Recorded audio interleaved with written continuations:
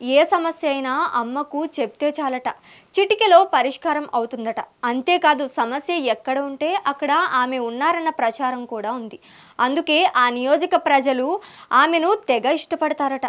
ఆమె పనితీరుపై సీఎం చంద్రబాబు కూడా హ్యాపీగా ఉన్నట్లు తెలుస్తోంది. దీంతో మంత్రివర్గ విస్తరణ ఎప్పుడు జరిగితే అప్పుడు ఖచ్చితంగా తమ నేతకు అందులో చోటు ఉంటుందని ఫీల్ అవుతున్నారట అక్కడ జనం. ఇంతకీ ఎవరామె? Watch this story.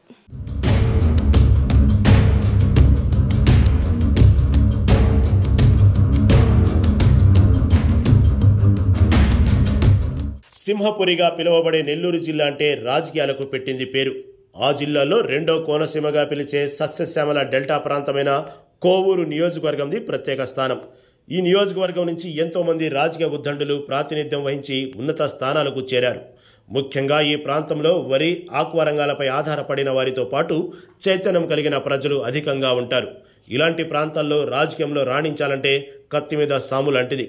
ఒకప్పుడు టీడీపీ వర్సెస్ కాంగ్రెస్ అన్న చందంగా ఉన్న రాజకీయం ఇప్పుడు టీడీపీ వర్సెస్ వైసీపీగా మారింది.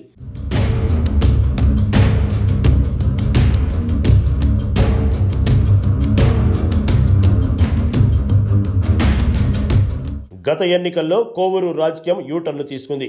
అప్పటి వరకు టీడీపీ అభ్యర్థిగా చలామణి అవుతున్న పొలంరెడ్డి శ్రీనివాసులరెడ్డి కుమారుడు పొలంరెడ్డి దినేష్ రెడ్డిని కాదని వేమిరెడ్డి ప్రభాకర్ రెడ్డి సతీమణి వేమిరెడ్డి ప్రశాంత్ రెడ్డిని పోటీ బరిలో దింపారు టీడీపీ అధినేత చంద్రబాబు నాయుడు.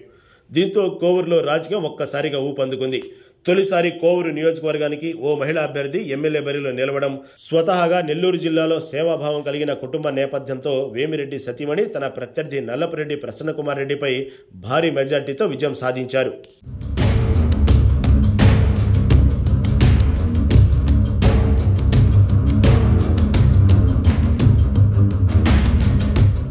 ఎన్నికల సమయంలో గ్రామాలలో పర్యటించిన ఆమె ప్రజల సమస్యలను, కష్టాలను అవపోసన పట్టారట. అవినీతి రహిత, వివాదారహిత కోవూరు లక్ష్యంగా పనిచేస్తానని ప్రజలకు హామీ ఇచ్చారు.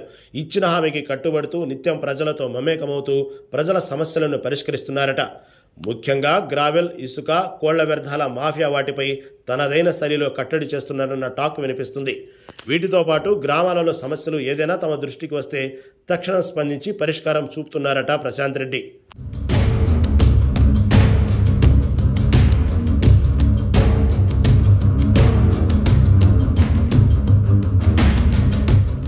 మంచి సేవా కార్యక్రమాలు చేస్తూ సొంత నిధులతో కోవూరు నియోజకవర్గాన్ని అభివృద్ధి పదంలో నడపడం పట్ల ముఖ్యమంత్రి చంద్రబాబు కూడా చాలా ఆనందంగా ఉన్నట్లు తెలుస్తోంది.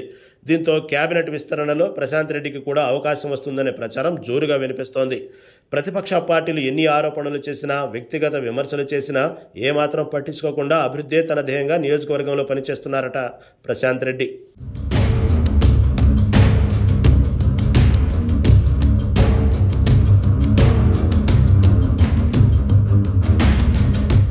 అటు ప్రభుత్వ పథకాలు అభివృద్ధితో పాటు వీపీఆర్ ఫౌండేషన్ ద్వారా తమ సొంత నిధులను వెచ్చించి యువతకు ఉద్యోగ అవకాశాలు కల్పించే విధంగా వీపీఆర్ జాబ్ మేళా, వీపీఆర్ విద్య, వైద్యం, అమృతధార అందిస్తున్నారు.